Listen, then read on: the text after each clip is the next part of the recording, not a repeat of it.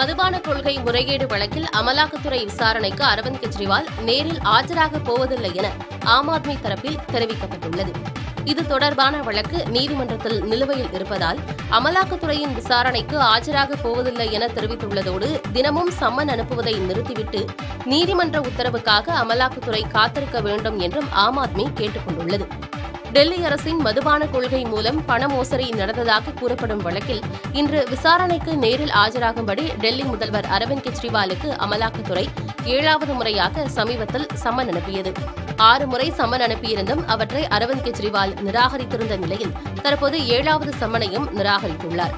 சம்மனை ஏற்க மறுத்ததாக தனக்கு எதிரான அமலாக்கத்துறையின் வழக்கு வரும் மார்ச் 16ஆம் தேதி விசாரணைக்கு வர உள்ளதால் அதுவரை அமலாக்கத்துறையின் விசாரணைக்கு ஆஜராகப் போவதில்லை என்ற நிலைப்பாட்டில் கெஜ்ரிவால் உறுதியாக இருப்பதாக கட்சி வட்டாரங்கள் தெரிவிக்கின்றன.